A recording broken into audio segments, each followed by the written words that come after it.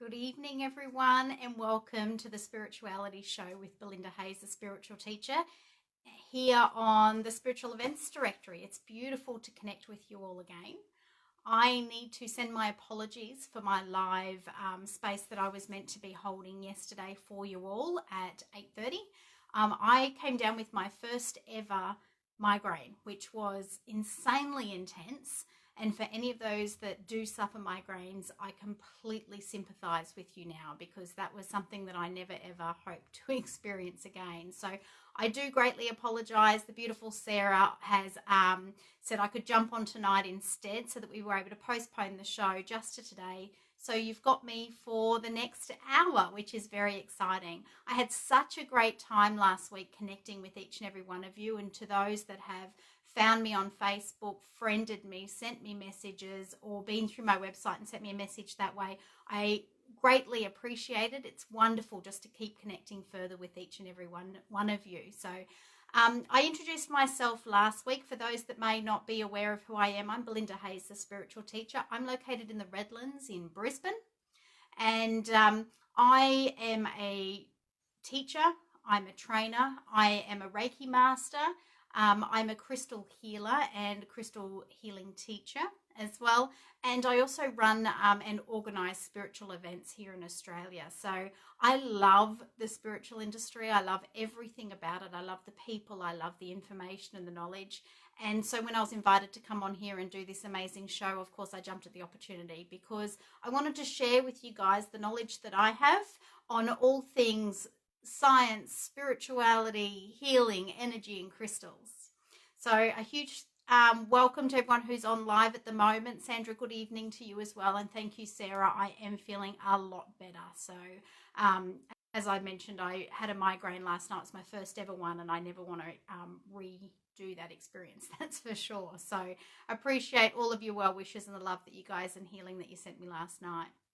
So last week I put up in the blurb for this live video a poll of about 14 different things that had come to mind that I could possibly talk about. And I asked you guys to jump on and just kind of outline what it is that you were most wanting to cover or hear or talk about during these 1 hour segments. And I got some overwhelming response from you guys. So thank you so much for that. It was pretty obvious that you guys wanted all of it. So, and that's not a bad thing. Trust me, by no means is that a bad thing whatsoever. So what I'm going to do, though, is kind of break that down each week as we go through. And no doubt there'll be lots of other amazing things that we talk about and other topics that come up and questions that happen. So please, if I can see people are writing comments in here at the moment. How are you, Nikki? If you've got anything that you want to comment on, please pop it up. I am seeing them. I've got my trusty laptop set up beside me as well. So if you see my eyes heading down this way, that's all that is.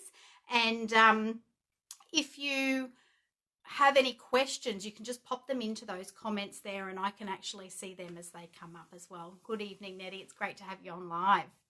So what I wanted today to talk about was a couple of different things that we started touching base on last week and didn't get to really kind of finalize. So one of the things that I shared with you all was my connection to spirit ever since I was a child, and how I first found out that I saw dead people, for want of a better term. And it was such a surprise and a shock to me, because I didn't realize that not everybody did. And at that time, I kind of had a bit of an existential crisis. I couldn't work out if I was different or if everybody else was different and if I was the only one. I was about 12 or so years old at the time.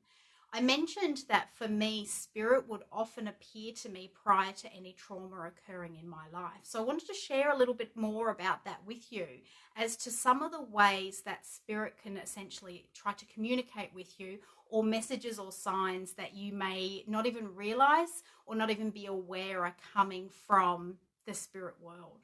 So when I was, to give you a couple of really solid examples, when that gentleman that I talked about last week, Grandpoppy, he introduced himself to me when I was staying in a holiday house, and I thought he was renting one of the back rooms, but it turns out that he he wasn't. He was actually somebody who was deceased, and he was a spirit that I was seeing. And he introduced himself to me as Grandpoppy. He was a grandfather figure. He was an older gentleman, an older fisherman, and he was a beautiful soul. What I didn't realize at the time was that just not long after this event, that some abuse was coming from my own grandfather, some sexual abuse as a young child. And I never connected those dots as a kid. And it's not until I was much older as an adult, reviewing the trauma in my life and healing from it, that I'm able to connect those dots of where spirit actually came forward with messages. One of the most insane messages I've ever received, and I'm not a huge believer per se in scary poltergeist activity. I'm aware that there can be examples of that occurring, but I've experienced poltergeist activity, but it's never been scary for me. There have been things moved and all sorts of things happening around the place. But one of the most profound for me was about the age of 14. And I had a girlfriend staying. She was sleeping on a mattress on the floor in my room. And, you know, at the time I had all the posters up all around the room. It was all the local crushes from, you know, the Dolly magazine or whatever the big hits were back then in the 90s. And they were stuck all over my room. I had them everywhere. Every single wall and cupboard were covered. And we went to bed that night, and when we woke up in the morning, I had every single poster in my entire room had been removed off the walls and all stuck over the top of each other, one over another. And they were right up behind my girlfriend's head where she was laying on the floor, right just above her head on the cupboard. It was the most insane feeling and experience at the time. None of us slept walk. We would have stood on each other to try and do that. Somebody would have noticed or heard that, but we wake up to have my whole room stripped bare and all the posters stuck over the top of each other. And so what actually I remember at the time thinking, gee, what on earth is this about? This is an extremely strange message I'm getting. And it turned out about a week after that incident, I was actually attacked in a local park by a group of girls over a boy. And again, as an adult, I can connect the dots as to that incident and the message prior. But of course, at the time, it was a lot more difficult. They are obviously big, massive signs that can occur, and certainly did in my life. And they just continued and continued. You know, when I was 16, I was getting changed and getting ready for a party that I was going out to with my boyfriend. And I had one of those, you know, those old school touch lamps where you touch them, you know, 2-3 times and they get brighter and brighter. I had a 90s touch lamp, as I think we all did. And I remember getting changed and was standing in the room, and my touch lamp was turning on and then off and on and off, just straight. And it's kind of not possible because it does go through these 3 stages. And of course, you know, my boyfriend at the time, with his beautiful rational mind, said, oh, it's just a power surge. And he reached down to pull the plug out of the wall of my lamp. And what he didn't realize at the time, and he did in just a moment, is when he stood up and he's holding the plug, in the end of his hand, but the light continued to turn on, off, on, off. And, you know, he actually went, well, I'm out. See, I'm out of here. And I remember by about the age of 16, I'd started to realize that there was a connection between these things that would happen in my life and something that was coming up. And I remember sitting down on my bed, and there was a indent that just appeared on the doona beside me. And I turned around and I said out loud to the room, what is it? What's coming? And I never got the direct answer at the time, but I had somebody break into my home not long after that incident. It was after dark. They were sending me a message about the lights and to be mindful. And I was attacked in my own home at the age of 16. So all of these things led to me to I started going through this moment around that time where I was angry. I got really, really angry at the universe and its source and its spirit. That one, they weren't specific enough, and two, that they kept appearing prior to trauma in my life, and I correlated the two. I thought if I can get rid of spirit, then I can get rid of trauma. But of course, that's not how it works. And so when I eventually told spirit to bugger off, certainly not that kindly, they did. And they did leave my life. And I felt so lost. And I started to search and search and search to try and find that again in my life. We had a question last week where somebody said, how did I find that again? How did it re-enter my life? Well, I just want to reassure you, you know, that my life during that period of time, it just wasn't easy. In actual fact, trauma continued. I spent a period of time in a relationship of domestic violence. I lost my first child. There were a whole lot of traumas that occurred in that time for me. And it wasn't until I stepped back and I went into this massive state of stillness. And I'm going to talk about that more in future weeks about that state of stillness. But if any of you have read anything by Eckhart Tolle or Eckhart Tolle, however you want to pronounce his name, I know both are said, then you will already understand some of the teachings that I take on board with what that stillness means. Coming back into yourself, becoming really still and allowing you to hear the message of your soul.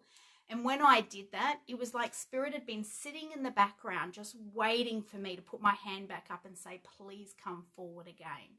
So for any of you that are waiting or are sitting there going, how do I get Spirit into my life? They're right there. Your guides are there. The universe has your back. Every thought that you put out, if you remember last week, it's an energy wave. Okay, every thought is an energy wave, and the universe, with that beautiful universal law of order out of chaos, will take that wave and create order from it, usually by matching it. Okay, whatever that frequency is, it will match it. So be mindful of your thoughts, because if they are negative, the universe is going to try to match those negative thoughts. So of course, when I'm putting out these thoughts of I need guidance, I need assistance, I need Spirit back in my life, I'm ready for this, then that is what the universe offered to me and was able to bring that back into the frequency of my life. So if any of you are working on that, I mean, psychic development is something different. What I'm talking about is your connection to your own soul, okay, and connecting back into picking up those messages and seeing those signposts. I don't think there's many of us that could say we don't often see repeating numbers at very significant times in our lives. One of the most prevalent signs for me recently, and I did this as a little bit, I don't want to say a test, but almost as a little bit of a joke, is I was driving home from a course that I had been at, and I had something happening with a personal relationship in my life. And I said in a meditation at the end of this course I was at, I said to the universe and I said to my guides, I need a message if I'm doing the right thing, but I need it to be very clear. If you're going to send me a message, I'm not good with the whole, connecting the dots. So please make it very clear. And about 10 minutes later, I got in my car to leave for the workshop, and I'm driving down the freeway heading back to Brisbane from Sandgate. And as I'm driving, this car pulls in front of me, and I follow it for about the next 26 kilometres, and its number plate was just 3 letters, and they were YES. Yes. And I just think of all the cars in all the world, of all the combinations of number plates, and this one was actually a personalised plate, to pull in front of me 10 minutes after I ask a very specific and direct question for the universe, asking for a very specific and direct sign back. I get it. So it really, your thoughts truly, truly are that powerful. So to answer the question from last week, because we didn't end up getting a chance to get there, that is one of the ways, and there's so many others that we're going to connect with over the time as we go on. So I'm just going to have a quick look at these comments here because I can see them popping up on the screen. Beautiful Nikki has mentioned here that she had a 24-year-old toxic breast implants removed. 12 days post-op, I had a setback and needed to go back into surgery. I'm now 14 days post-op, second op. How do you see my recovery moving forward? I start back at work on Monday. Please, I see Spirit as well. So Nikki, the thing with healing, and certainly with something like this with post-op, is we've got two things that are actually occurring. We have this amazing medical system, okay? And our medical system is there to immediately respond to trauma. So this is where, if I fell out of a tree and I broke my arm, I probably wouldn't go and get Reiki on that. I'd be going straight to a hospital to get that set. But when you are post-op, for example, is where I would be focusing on getting my body self-healing to initiate. So we remember, if we talked last week about what happens in things like healings, etc., we talked about a thing called homeostasis, which is the body's natural ability to heal itself. And when you connect, and you can do this yourself, everybody has the ability to heal. You don't need to be a healer to do that. Some just connect to it very, very easily, and they're the ones that are light workers within that space of healing. But when we connect into source, and we actually open our crown chakra up and we allow that energy to flow in using our breath. Remember that deep breathing we mentioned? We spend so long shallow breathing that we need to take that breath deep down into our body. And when we bring that breath down and we sit in stillness, we go into what we call theta brainwave. And theta brainwave is when we begin, or our body turns into, flicks out of the sympathetic nervous system into the parasympathetic nervous system, and our body can begin to self-heal. So you're asking about what I feel regards to your second op for your recovery. I would never tune into somebody's energy without your direct permission. And I know you've asked me a question here, so I can certainly do that for you. But what I'd prefer you to do, especially as we connect more and more through these messages, is to tune into it yourself. Sit in that stillness, go into theta brainwave and talk to your body and tell it what you need. Tell it to heal. One of the things that you can do, and I do this often with, if I'm working with clients with things like weight loss, for example, taking something physical that you're trying to shift, is actually talk to your cells and tell them what you need them to do. Remember, every single thought, every single thing we put out has the ability to shift and change. One of the things, or one of the very first scientific experiments ever done on this, and most of you would have heard of his name and maybe gone, oh, why is that name so familiar, is from a gentleman back in 1990 called Dr. Emoto. And Dr. Emoto did the water experiments. If you remember what they are, he got 2 vials of water, and to one of the vials of water, he sent love and all this beautiful positive energy. And when I say he sent love, he didn't speak it out loud. He thought it. He felt it. Okay, it was emotion and thought. It was intention.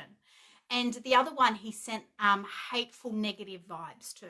And what actually happened is after 30 days, when he evaluated and he looked at that molecular structure of that water, then the jar that had been sent love had actually crystallized into this most amazing formation of molecules. Kind of, if you can imagine what a snowflake looks like under a microscope, then that's what this looked like. Whereas the one that was sent hate actually had no rhyme or reason to its formation. It was quite haphazard and quite, for want of a better term, I want to use the word spiky. You know, it had really significant kind of peaks and troughs in its formation. And it was the first time when he released information about that and a study about that the power of intention and the power of positive thought was actually studied. And I mean, there was a lot of people that ridiculed that. I mean, we're talking around spirituality still being a pseudoscience, but more and more things around in science are actually starting to link and connect us. You know, quantum physics is one of the best things that have ever been brought to light because of what it's allowing to bridge for science and spirituality.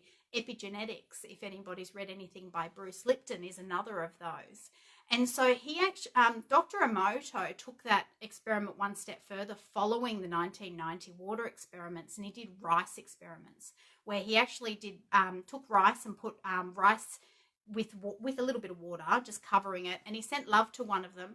He sent hate to one of them, just as he did with the water ones previously. And the third one he completely ignored. He did nothing.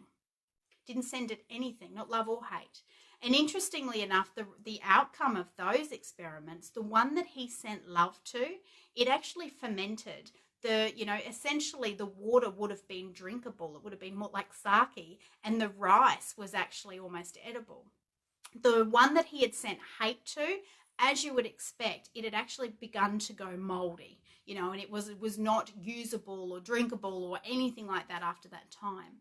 The most surprising thing about the results of that one, though, was the third dish, the one that he ignored completely. That dish actually began to rot. The pieces of rice began to rot from the inside out. And what was fascinating about that is he actually made a correlation and a connection when he gave the findings of that experiment about our treatment of children in society. And it's quite, when you think about the fact that these are just thoughts that we have, and you have to remember when he's doing experiments on molecules of water, we are made up of 72% water. And if you can send, I mean, you could even do this yourself if you had a decent enough microscope to be able to look at those molecules and do this experiment.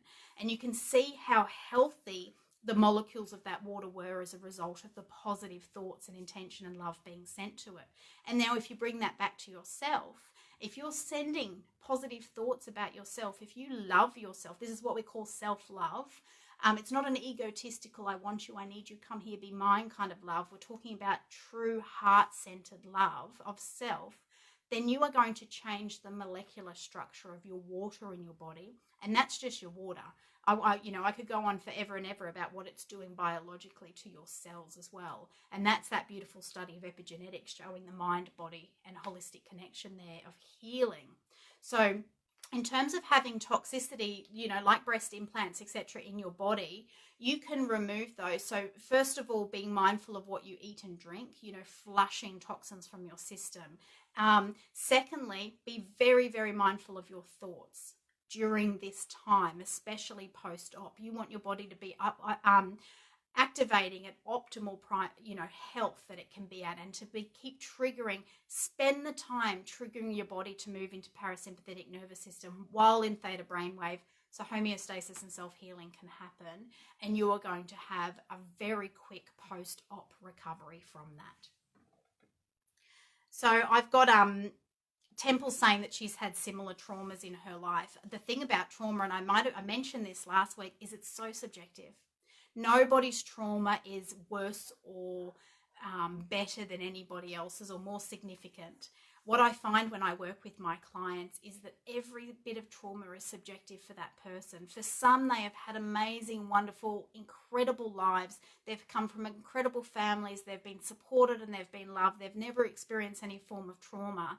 And then they might end up in their 30s, have their first child, and they lose that child, and it's their first experience of grief and loss, for example. It might be through miscarriage or stillbirth.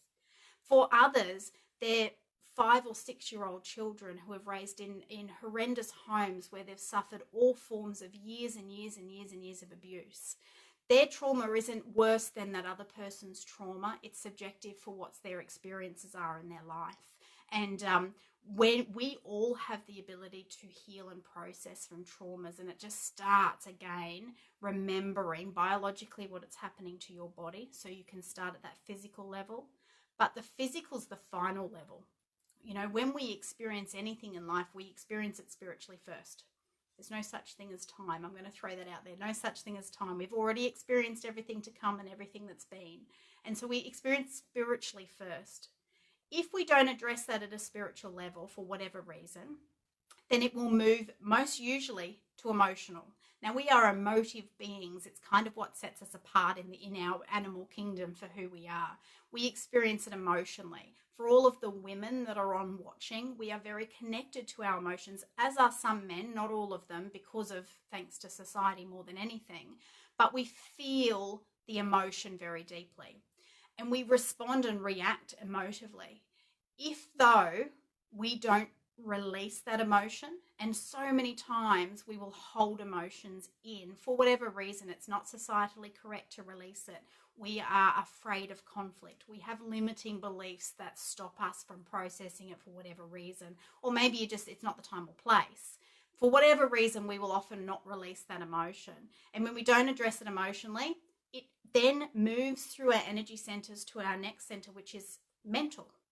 And it goes mental. And this is a good example of this is if you're standing in the shopping center and somebody cuts in line in front of you, and you have this response. You kind of you're like, what's going on? And then you're like, that's rude. And there's a million things you want to say to them because you're reacting emotionally, right? But you don't, because it's rude. You're not going to have a go at her in the shopping center, and you don't like conflict anyway, and so you're not going to create a scene and all those kind of other things. But what happens is you walk away, and mentally your brain just sits there processing. It's moved through from spiritual to emotional. It's now sitting in the mental energy centers of you, and it's building and building and building and going over and over and over. But if we don't address things, depression's a really good example of this. It starts emotively and it ends up mental, and it can really affect the mental faculties as a result. And the final energy center that we have of our body as a vessel is physical. So by the time something manifests physically, you have not addressed it mentally, you have not addressed it emotionally, and you have not addressed it spiritually. But you have the ability to heal at those levels to remove the physical trauma or the physical dis-ease that's occurring in your body, depending on the level of self-love you have at that time. So, and that's without a fact. Okay, there's plenty of science backing all that up.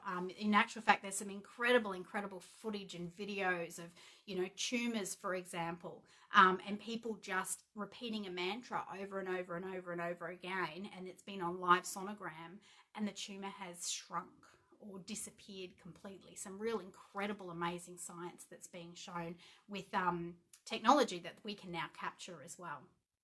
So I know Betsy's saying that she, being an empath, can often create a lot of mental anguish. And I had a beautiful conversation with a lady. Her name's called Leanne Barefoot. She calls herself the Barefoot Medium.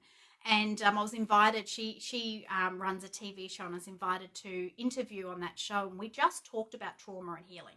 We just had a conversation around it. And one of the beautiful things that came out of that conversation was actually talking about how we can address it when we, how do we realize when we haven't addressed it emotionally, and how can we stop it hitting that mental level? And a lot of it, I kind of call it the roundabout. You've got those 4 entries. You've got the mental, physical, emotional, and spiritual. And you have to be able to stop and pause and give way to those things that are coming in. But we just are so busy in our lives, and there's so much happening. And that's, that's the way of life now. We get that. But actually being able to pick up that trigger of when, oh, I've just felt that, I need to pause for a second and see whether or not this is something that I need to process, release, react, to express, whatever it may be. Kids are really good at this, unless, of course, they're raised in an environment where they don't have the opportunity to do so. But kids are the first to express exactly how they feel emotively. It all comes out of the, out of the belly, out of the solar plexus chakra for them. But what they often have trouble doing is processing it mentally, obviously, because they're still developing. So being able to pick up your signposts is really the first step. And a lot of that comes with emotional maturity, but acknowledging it in the moment. So if somebody, like that person who steps in at the checkout, and you feel yourself react, give yourself permission to feel that way. You don't necessarily, need to say anything or argue or get into a conflict, but just go, hey, I feel completely unvalidated. I feel invisible right now. I feel ripped off. And then just acknowledge those emotions and release them so that they don't move into that mental faculty, because you've already processed them and you've already released them. And that's one of the best ways we can actually start to do that, especially as empaths, because we often will pick up other people's stuff that's not even our own, and we're sitting there half the time going, why am I feeling this? What is this? What's going on? And if you can process that and go, oh, hang on, that's not even mine, I let that go, then you're already, halfway there. So I'm just having a little look at some of these comments. I don't want to miss any for you. Let me just scroll back up, because I know there was somebody. So Nikki's written something about seeing blessings through spirit, which is absolutely true. We were talking about that a bit earlier about the signposts and the messages. I had a client earlier this year whose father passed away, and she'd come for a healing, just some tough time in her life. And while I was giving her the healing, I said to her, why do I keep seeing a balloon? I keep feeling like I want to hold a balloon, or I'm seeing a balloon. And, what had actually had happened for her is that when just before her father passed, he made a joke with her, and they, because he never believed in any of this stuff, right? Don't believe in that spiritual crap. And he said, oh, look, if I ever come back, I'll come back as a blue balloon, right? And it was kind of this joke that he made. Anyway, on the day of he passed, she actually was driving, and she was on her way home. She didn't yet know that he had passed. Her phone was ringing in the house at the exact moment, actually, and she was driving down her street to pull into her driveway. And she says, as she was driving down the street, this blue balloon came out of absolutely nowhere, floated down onto the bonnet of her car as she was driving, and kind of stayed with her car as she pulled into the driveway. And of course, she's walked inside to get the message that her father had passed. And then she had two brothers, and she was telling her brothers about this. And of course, they were having a laugh, going, oh, it's a coincidence, it's this, or you imagined it, it didn't really happen. And about a month later, they had cremated their father, and they were scattering the ashes at a memorial. And they're both down in New South Wales, and she wasn't present for that at the time.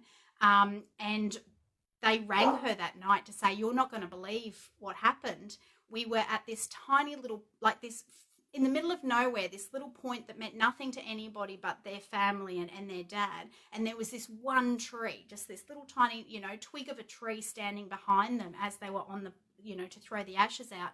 And they said, we turned around, and lodged in this tree was this blue balloon that had come from God knows where and was just there the entire time. And as they scattered his ashes, this balloon dislodged itself from the tree and actually blew up and away.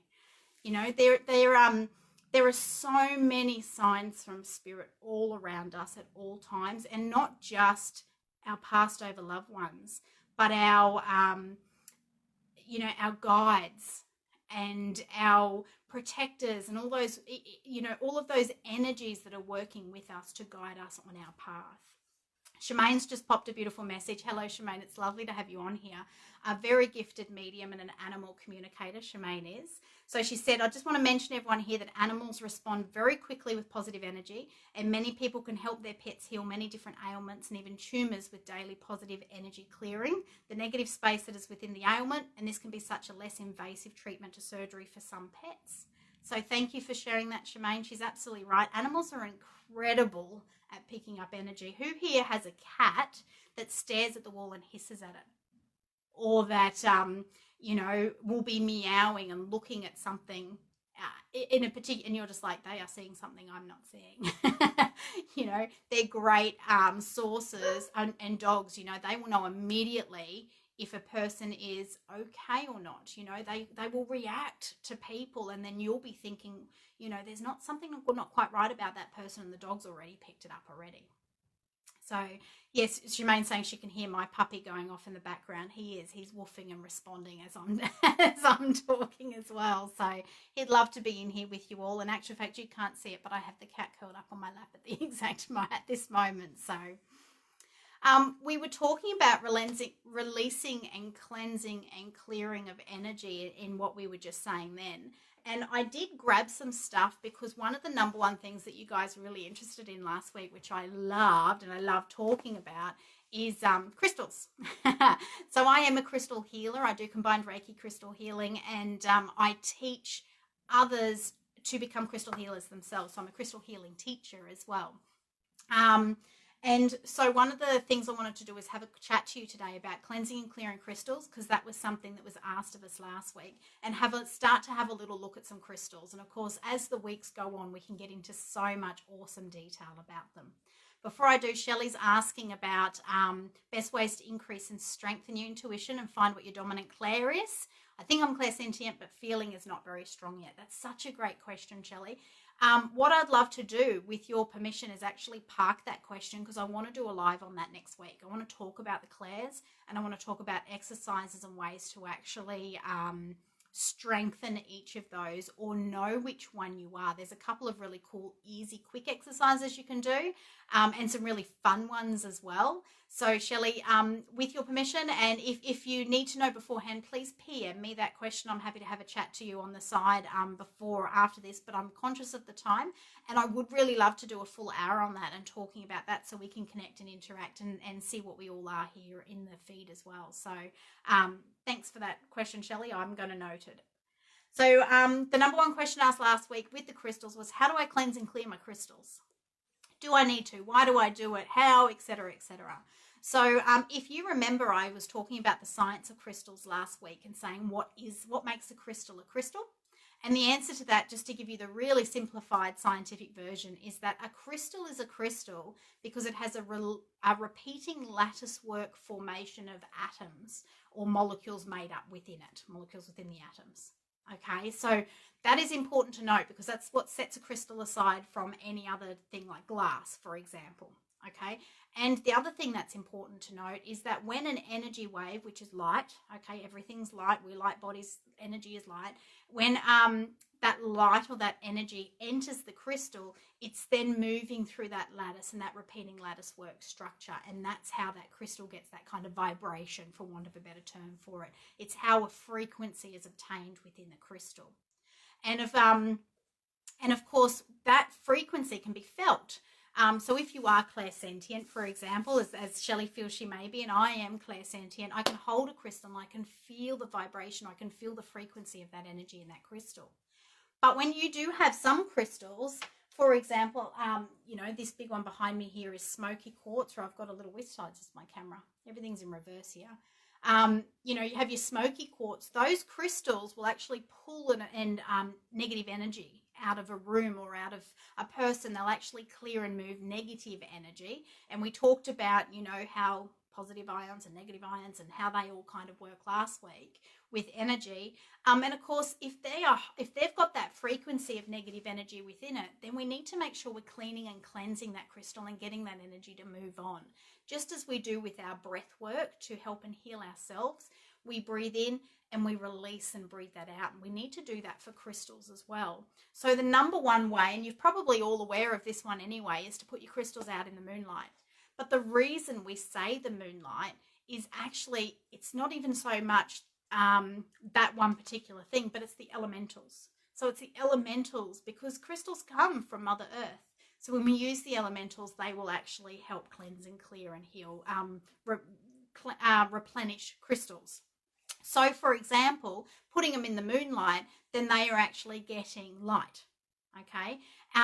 There are so many other ways. You can put them in the sunlight rather than the moonlight, for example. However, some crystals fade, such as amethyst. If you were to leave that in the sunlight for too long, you'd actually lose the purple out of it. So the moonlight, the other thing about the moon, obviously, is that it does interact with the earth.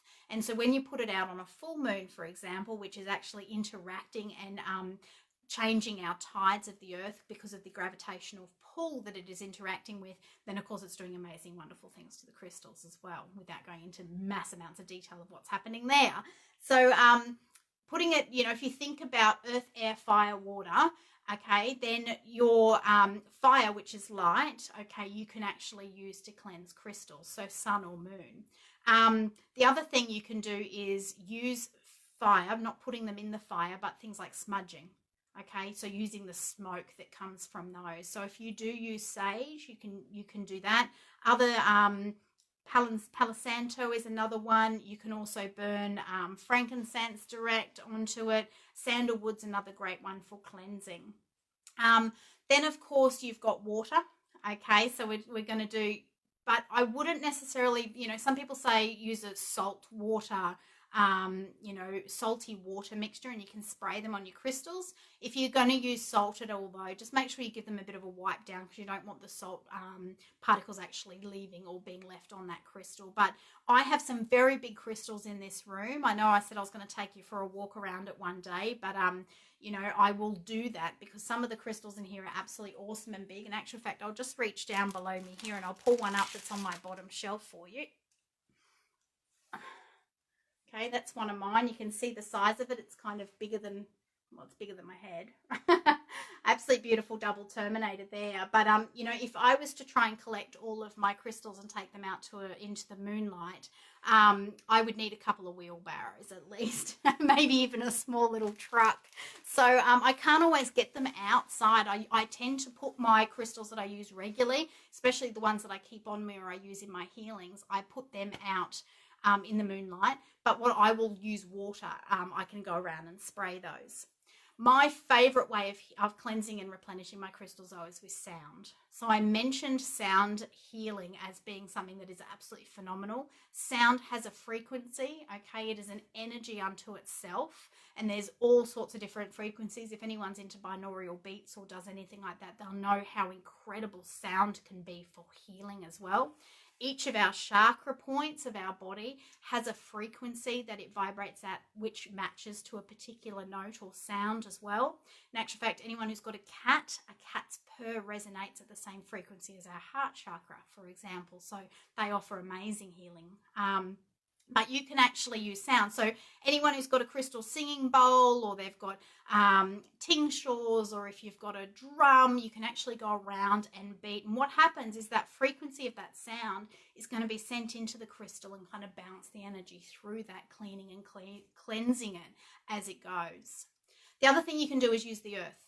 Okay, earth, air, fire, water. So you can put your crystals back where they came from, that is back into Mother Earth. Be mindful though, crystals have this tendency to disappear. They run away. I know that sounds funny, but it's true. Okay, so if you bury a crystal and then you go back to unbury it a couple of days later, it may not be there. I don't know how or why. They don't necessarily grow legs, but they seem to dig. They're like earthworms. They go back to where they came from. I know many people who have gridded their house, for example, and you know, buried crystals and then gone back and just been unable to ever find them again. You can even bury crystals, you know, if you've got a point, for example, you can bury them with the point sticking out, and then you'll go back one day and you can't find it. So be mindful of that. But of course, and so what I suggest with that is actually getting like a pot plant, putting your soil in there and then putting them in that soil, so at least they can't go any further than the bottom. They're always going to be contained anyway if you wanted to use elementals for cleansing and clearing your crystals. So hopefully that gives you some ways and ideas and means to actually do that.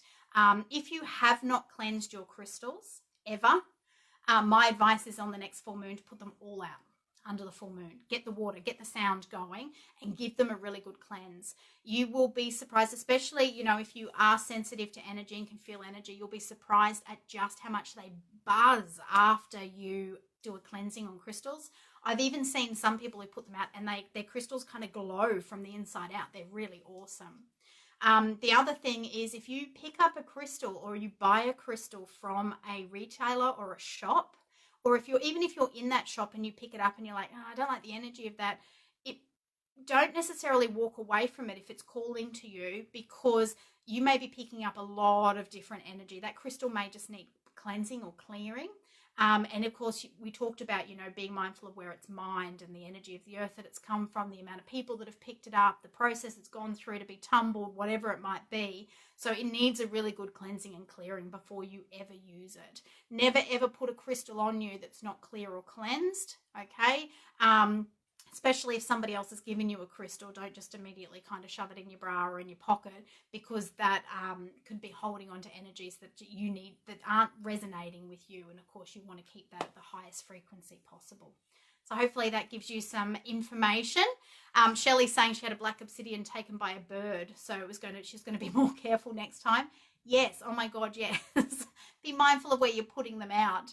I tend to put mine out on my front lawn, because you can imagine if I put him on my back lawn, my dog would just have a field day. He loves to chew rocks. He's one of those dogs that do that. So you can imagine if he got a hold of some of my crystals, I'd be devastated. Be mindful though, you know, if it is you live in a place that you get a lot of dew or anything like that in the mornings, some crystals like your selenite, for example, any of those kind of striated crystals, kyanite, black tourmaline, the water is going to affect them. So never kind of put crystals that can fall apart in water. Even hematite, this is hematite here. Hematite is an oxide, and of course, you know, same with even red jasper. It's an iron oxide, so it can rust.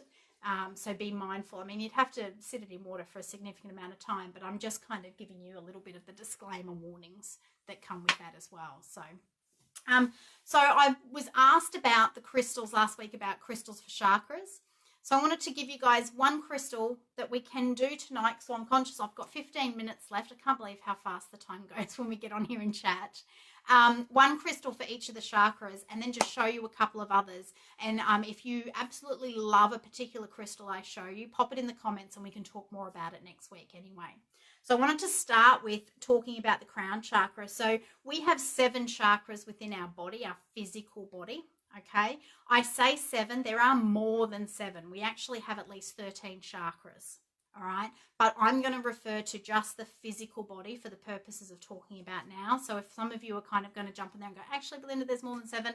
I just want to relate to, you know, where our skin starts and stops, and where are those centers within our body that we can keep really aligned for our physical health. Okay, this will also help mentally and emotionally as well, but mainly this is for our physical health. It helps us keep aligned, grounded, balanced when all of our chakras flow properly. People have asked me before, how do they know a chakra is a chakra? Why do they say there's one here, one here, one here? Whoever made that up? Great questions. They're really good questions. And what I love is that science is now showing us all of that. Okay, so again, chakra is a Sanskrit word, okay, that means wheel of light. So what that means is when we have scientifically reviewed why do they say this space here? I mean, they knew it back then even without science. So, I do love and trust the knowledge that's handed down. But let's take our heart chakra, or even our throat. You can probably see that better. Our throat chakra, for example. So, chakra means wheel of light. Okay, and that wheel of light in our body moves in a clockwise direction. That's when it's flowing beautifully and perfectly. Now, when they say wheel of light, science can actually show we have things called biophotons, which are kind of particles of light in our body. Okay, and there are culminations of biophotons in these particular areas in our body.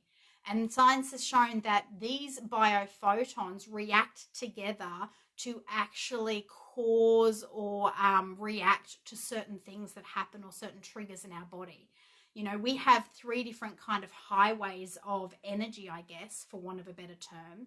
We all know about the aura, okay, or the electromagnetic field, if you want to call it that exists around our body. And every day we interact with people, every single day, our auras interact with them, okay? And of course, that's why you can spend some time in a certain place and then just start feeling like crap.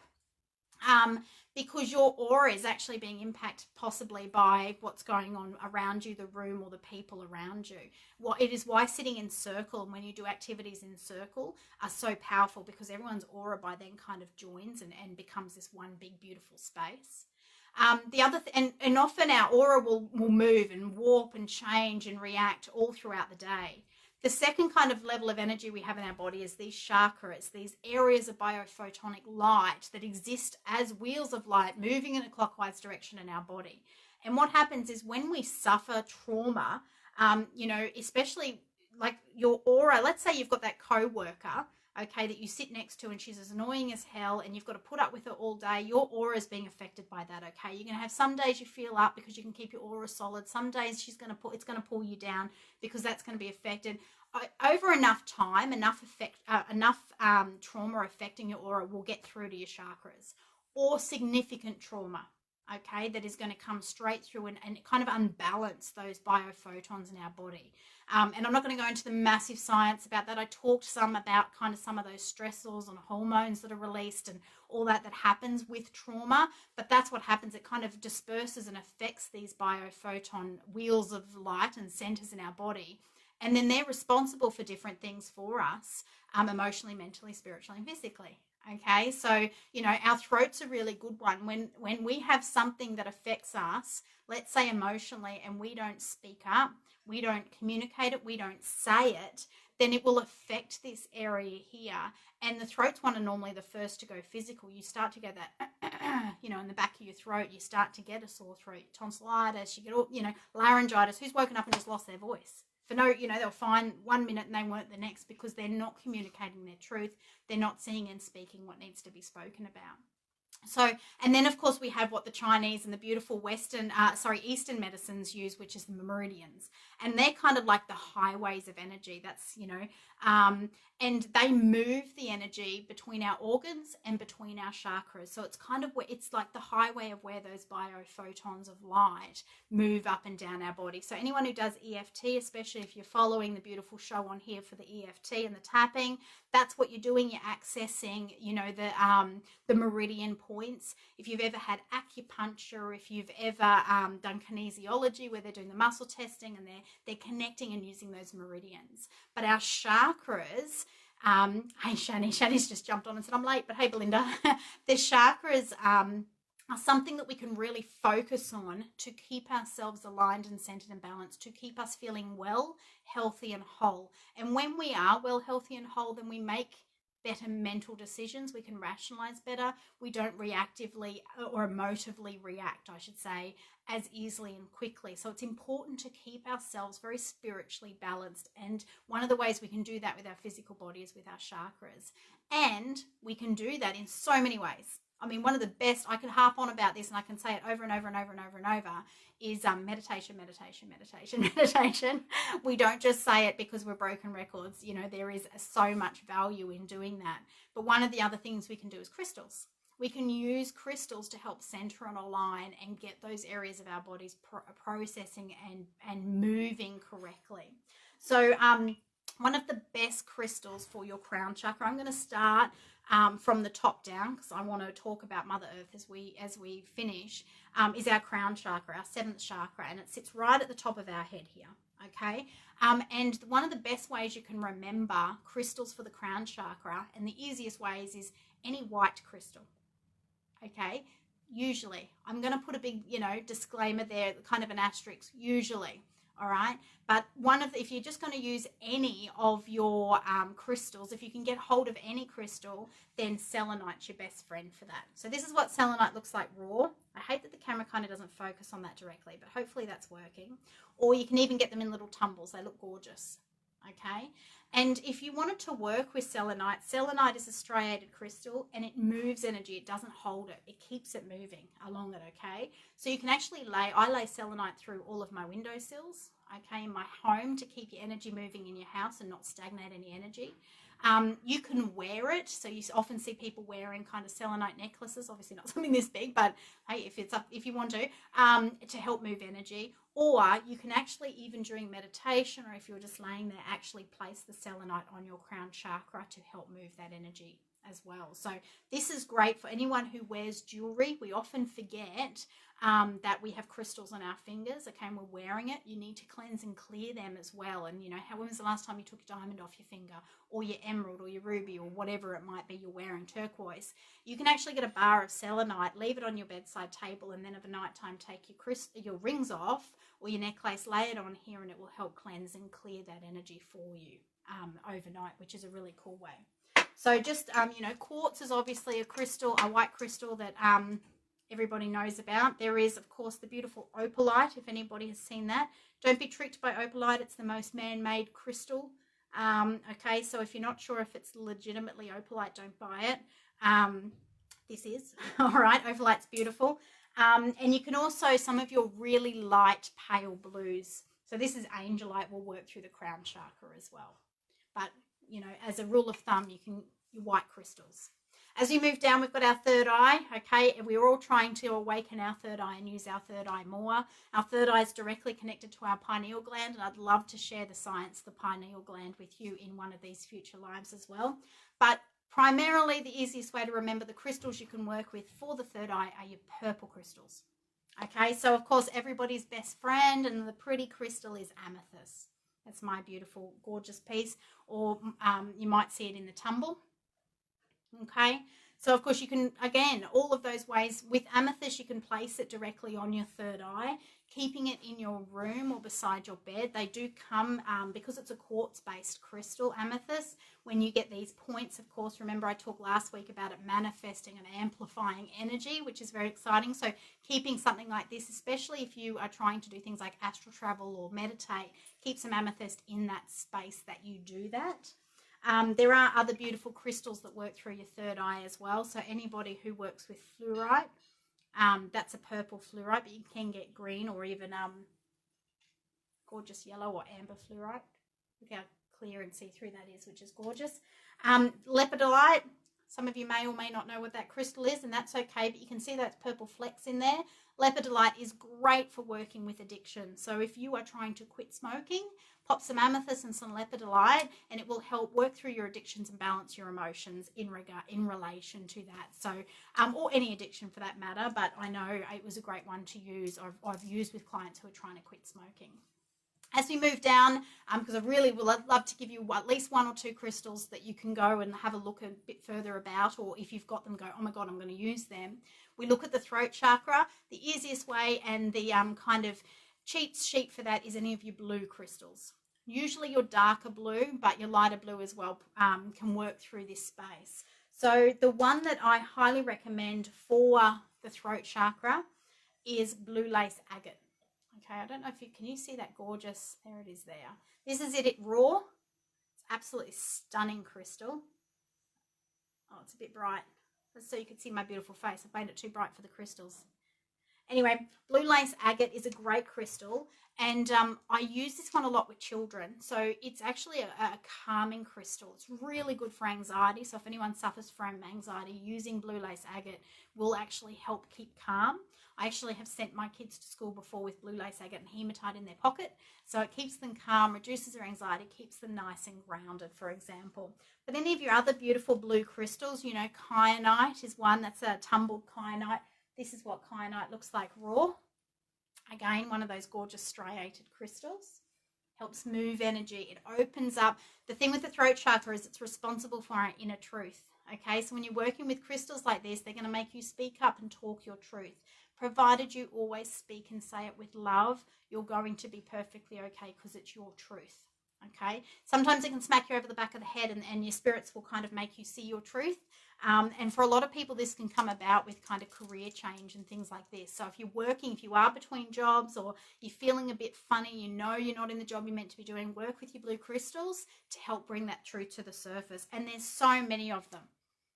Okay, so many. So for example, I've got turquoise here. We've got amazonite. There is the beautiful lapis lazuli. There's sodalite, blue banded agate. There's so many. Oh, that's Larimer for all of you Atlanteans out there. Gorgeous crystal. Working with your blue crystals will really open up communication and bring that inner truth forward and just balance all that out for you. Anyone who's got thyroid issues, get on top of your blue crystals. As we move down to our heart chakra, okay, don't be confused with your heart, which is off to the left. The heart chakra is in the center of your chest. And primarily, this is all of your pink or green crystals. Okay, so the green healing energy of the heart, but we also have the pink healing energy of love and self-love. So the one that most people will know, of course, is your rose quartz. All right, beautiful crystal. I mean, if you had a piece of rose quartz and were able to hold it to your heart when you are dealing with issues of esteem or self-love, it's going to be your best friend. Wear some of this in your bra. You know, us women have these built-in pockets we can use, which, you know, so we invented the bra, may as well use it for something, right? But there are so many other crystals, as you can see, pink and green crystals that work within this space. Of course, you've got your malachite. We looked at that one and talked about that last week. This one here is called rhodonite or rhodochrosonite, depending on the quality and the black that's through it. Euconite or euconite, however you want to say that. Can you see that's pink and green? I mean, that is all about the heart. Bloodstone, green aventurine, apatite, they all work through this space here, and they will help balance your heart chakra and work with the energy of your heart. As you move down, we're going just above the belly button now. This is to your solar plexus chakra, okay? This is this space here, all right? Kids live out of this space. I mentioned that earlier. It's all about the emotions, the solar plexus chakra, but it's for creativity, and it's all about it's a great place for abundance and manifestation as well. So working, if you can work with any crystal for this area, my advice for that there is citrine. Okay, this is natural citrine. As you can see, it looks very much like amethyst, and there's a good reason for that, because when amethyst is heated, it becomes citrine. Okay, and so you can often get citrine that looks kind of really, really orange because it's heated amethyst essentially, but it's got all those beautiful qualities of that yellow healing ray. So if you think about some other crystals, or if you know other crystals that can work within that space, this is citrine kind of in tumbled form. Okay, but of course you've got your sunstone, your bloodstone, amber, which isn't technically a crystal, but it holds some beautiful, amazing healing power itself, being a resin. This is my piece of amber here. Okay, I always, you know, amber, if you think about it, it makes me think of Jurassic Park, which of course is so true. It's about ancestors and it's about genealogy and working with that space of the stomach. As we move down, we have just below our belly button, not quite at our pubic bone, kind of in between that space is what we call our sacral chakra. And this chakra is an absolutely amazing chakra. It's primarily any of your kind of orange and brown stones work within this space, okay? If you can work with any stone at all, though, the one that we recommend there is carnelian. Stunning stone. I call this one the woman's stone, okay? It's great if you think about it from, and it's not just women primarily that get their sacral chakra quite often out of balance. I've seen it definitely impact men, but one of the things with women is we carry our children in our sacral chakra, and we also experience trauma there every month, okay? And then, of course, you can layer on top of that things like ectopic pregnancies, and then you've got cesarean sections or potential abortions or anything that can go on from a trauma perspective, emotionally, mentally, physically, or spiritually in that space. And you can imagine the conflict of those biophotonic light particles in that space, your chakra, okay? It can throw a lot out of whack.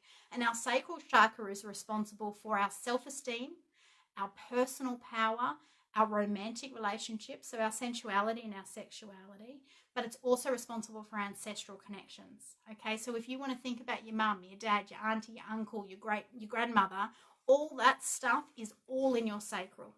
The interesting thing is with sacral is when somebody has something going on, usually it's ancestral or emotional. Say you've got conflict with a sister, or you've got something going on unresolved with your mum, most people will have digestive issues because, of course, that's the physical manifestation of that chakra being out of alignment.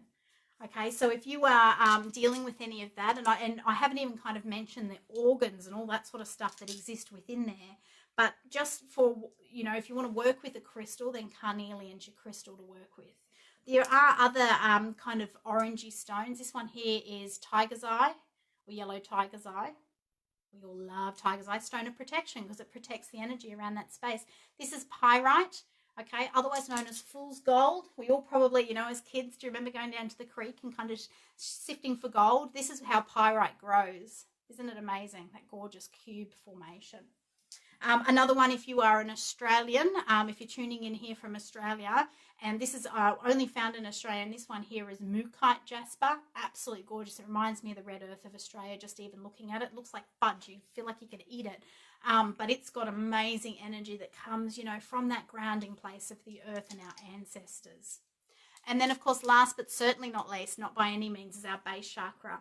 And our base chakra is located right at the top of our pubic bone, across the top of our hips, and it's everything below that space.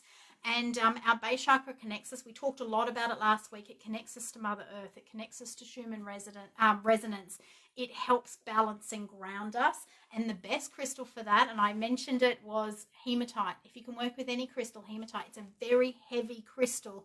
Okay, it even looks like it would be heavy. This is a pretty big piece, though, in saying that. Most people would probably be used to kind of more of a tumble like this. But hematite, you can hold hematite while you're meditating. If you're the type of person when you're meditating who tends to kind of go off a little bit, kind of wanders and travels and astral travels or anything like that, then holding hematite is going to keep you really grounded and centered for the purposes of whatever the meditation is or manifestation you're trying to do. But the rule of thumb for your base chakra, if you're working with any crystals, is your black or your red crystals. Okay, so if you think about it, oh God, I've just thrown that one away. We have black obsidian, we have black tourmaline. This is a big piece of black tourmaline. Okay, another striated crystal, moves negative energy. I keep pieces of tourmaline at my doorways. So I've got the selenite to bring the positive energy in and the black tourmaline to move the negative energy out of my home. Black obsidian, or otherwise known as lava, you know, a lava stone, it spews out of the volcanoes from the center of the earth. Okay, volcanic glass, sorry, is kind of what another term is, not lava stone. That's something completely different. My apologies. That's a snowflake obsidian. Some of you may or may not have seen that. So really grounding. And of course your red crystals, the most common one there is red jasper. But there are many, many others. Smoky quartz as well has those black properties to the quartz within it. So a lot of information. I know I get on here and I talk, and I kind of bombard you with all this information. I know some of you are lapping it up and others of you are going, oh my God, she speaks so fast. The good thing is these are kept on the website, so you can go to the Spiritual Events Directory website and you can actually click through to the spirituality shows. They're also all uploaded to YouTube as well, so you can always get there, or you can of course watch the replays through Facebook as well. So please, even on the replays, I can see the comments that you guys put up. So if you've got questions, then pop them in the comment section, because I can flag them to look at and to talk more about next week. We already have the one we're going to chat about, talking about how to access or know your dominant Claire, and maybe some tools and exercises and some fun activities that we can practice to see which one is your dominant Claire. We'll see if we can do that live on here for you guys next week. And of course, if you saw the very first, last week, my very first live that I did, there was a whole lot of options that you can still, if you want to jump back on that thread and actually say, I'd love to learn about number 3, 7, and 9 or something like that, or whatever it is for you. I'll keep a track of that to see what you guys are interested in learning more about. Otherwise, I'm happy to just jump on here and share the knowledge so you guys can just, take that away with you. I often find that when you listen to an hour-long discussion and have a chat like we are, that you're not going to remember it all, but it does go into your brain, and these synchronicities will start happening. You'll be like, oh my God, yeah, that girl, that Belinda said something about that the other day. Or you might even sit there and go, wow, that part that she mentioned really resonated with me. So if you've got any questions, I'm Belinda Hayes, the spiritual teacher. In the description of this live, I've actually popped up my links. Please feel free to Facebook friend me. Otherwise, you can connect with me on my business page, okay, Belinda Hayes, the spiritual teacher. I've also got a live presentation where I'm going to be in Brisbane doing an hour-and-a-half talk on crystals specifically for your everyday use, so how to use them every day. Primarily, we'll be looking at, crystal grids and pendulums and ways that you can use crystals to meditate, to elevate you. If you're interested in that, that's going to be at the Rendezvous Tea Room in September. So I'm going to pop up a link in the comments to that as well for you guys.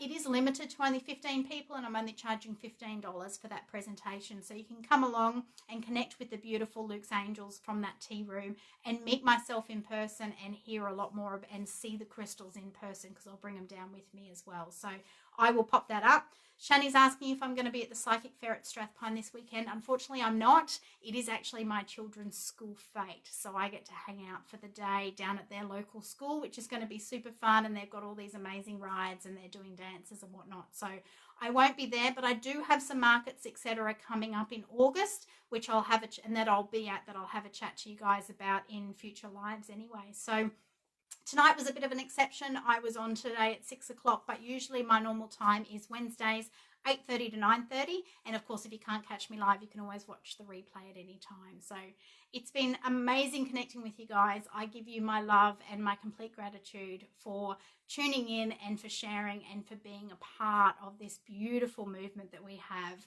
of connecting people from around the world through Facebook Lives. And like I said, if you want to connect with me further, please do. Until then, I'll see you guys all next week, okay? Same bat time, same bat channel. It'll just be Wednesday, though, at 8:30. Till then, see you guys.